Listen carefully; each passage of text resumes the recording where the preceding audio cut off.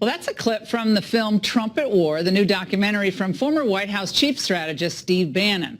And President Trump's enemies are seemingly emboldened after the release of details from the Woodward book and that anonymous New York Times op-ed by a senior administration official.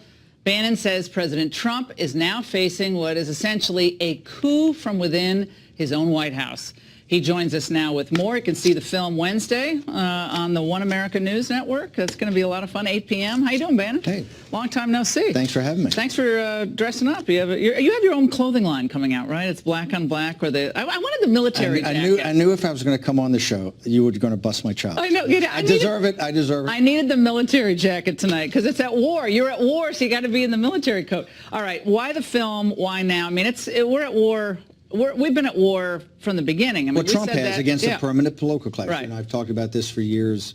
I've been on your radio show. You were on my radio show.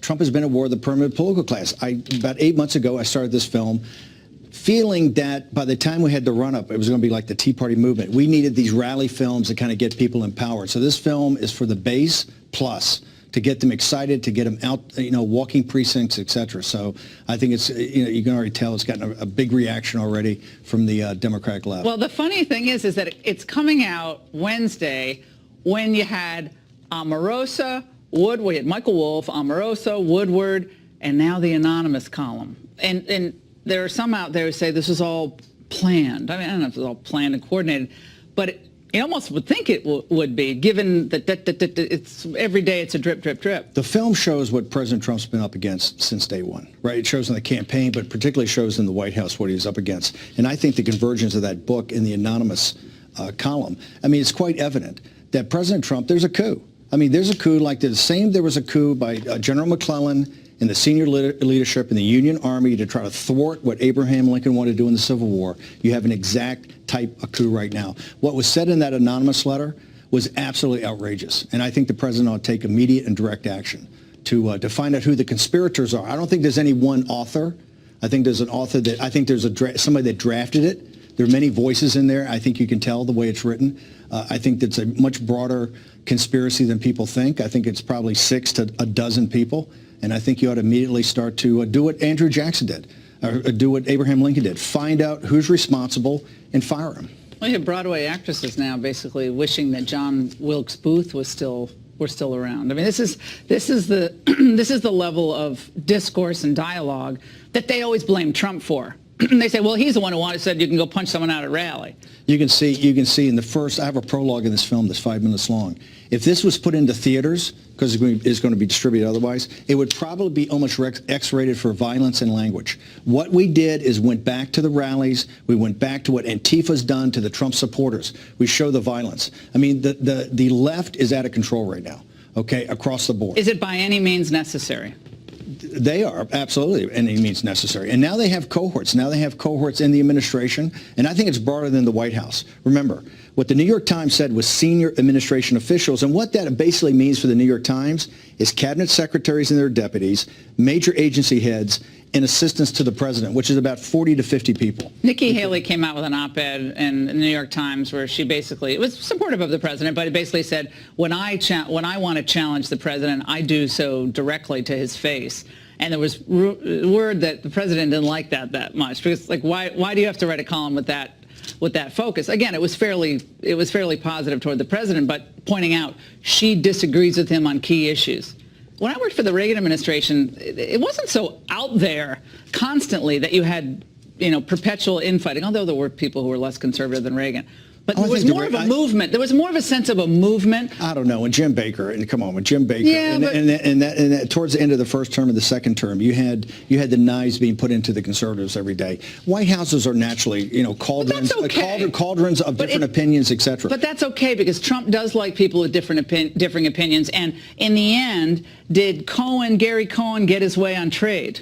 He did not. No. By the way, Lighthizer did. By the way, that's the power of... Trump did. I said today to Politico, what President Trump ought to do in the book is buy 1 million copies and airdrop them into the congressional districts we've got to win. Here's what it shows. That President Trump had the right idea from the beginning. He understands we're at economic war with China, and he's going to bring all forces of the government to bear in that economic war.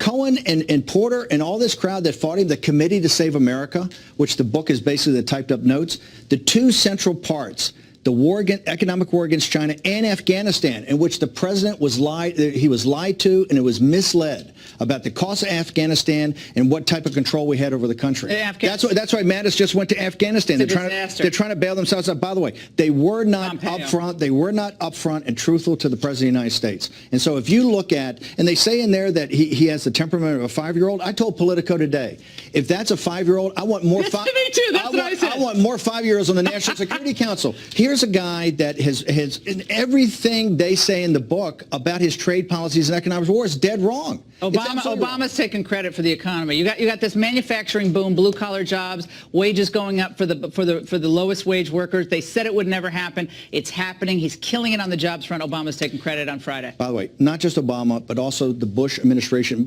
Let's be brutally frank. And Anonymous is taking credit. A lot of the Anonymous are people from the Bush administration, establishment Republicans. The establishment Republicans and the Democrats have been about managed decline to the United States of America. President Trump is a disruptor. He's an innovator. And this is what drives him nuts. Because of his policy, and what he's doing is reorienting the world's supply chain back to the United States. That's why Mexico's just cut a deal with us. That's why the EU is going to cut a deal with us. That's why Korea and Japan are going to cut deals with us. He's winning. He's absolutely economic nationalist. Absolutely. You can tell what he's doing on trade. He's bringing jobs back here, just like he said he's going to do. They hate that. Goldman Sachs, Gary Cohn, and these guys are the investor relations department of the Chinese regime. But they're all bought into China. 100%. They're all their chips are on China. What they told Trump is that the rise of China is like the second law. Inevitable. Inevitable. It's like the second law of thermodynamics. It's some law of physics that can't be turned around. And Trump said that's not true. And he's been relentless. The book opens where they're taking off his desk the deal about NAFTA and about Korea. Eventually, and they said, oh, it's terrible. Trump didn't know. Eventually, he got around to it. Right. He renegotiated NAFTA. He renegotiated Korea, and he's renegotiating in the process of taking the supply chain back from China. Why was Omarosa hired? She was on the campaign, and by the way, Omarosa was very good on the campaign. Yeah. Very effective. She was effective, but boy, she was very effective on the campaign. She did a terrific job. We had to throw Omarosa into some very tough situations, and I think that's why Reince taping conversation. Well, I think that's why Reince, look, in hindsight, but Reince and people, I think, made a straightforward decision. Looking forward to seeing the film. Looking forward to can't wait to see it. Trump at War. Go to trumpatwar.com. Trumpatwar.com, and you can find out more. You can watch a trailer if you haven't seen it already. A lot of you already have. White House's perspective, it is safe to say that the hunt for this alleged anonymous writer continues, although the list of possible suspects is said to be winnowing even as we speak. Now, you may recall, Sandra, it was just last week that the president himself called for the DOJ to investigate the writer's identity, as you said, casting it as a national security matter. Now, that's a sentiment echoed by White House officials over the weekend, most agreeing that the purpose of that Times piece was, frankly, to sow discord and dissension. I really do believe that whether it's the book, whether it's the anonymous editorial, whether it's President Obama's speech this week, it's all an effort to distract attention from this booming economy and from the president's record of success. And it's all very predictable. Meanwhile, senior advisor to the president, counselor to the president, Kellyanne Conway, told us this morning that she suspects that the writer of this piece will certainly be found, but perhaps not like you might imagine. Cowards are like criminals. They eventually suss out themselves because they eventually confess or brag to the wrong person. And I suspect that's what will happen here. By the way, if the stated intention, the op-ed was to be patriotic, the person is just pathetic. I hope they don't get the hero's welcome as soon as they're sussed out and revealed. Meanwhile, the Times issued a statement. I just want to read part of it to give you sort of a sense of their thinking on this, Sandra. They said, this is Eileen Murphy, by the way, we're confident that the Department of Justice understands that the First Amendment protects all American citizens and that it would not participate in such a blatant abuse of government power. Not surprising, this has generated quite a bit of controversy in journalism circles, a lot of criticism, in fact, of the Times, coming most notably from Bob Woodward, a man who is certainly well, certainly the president doesn't consider him a fan. Woodward himself said that this piece was too vague and didn't meet basic journalism standards.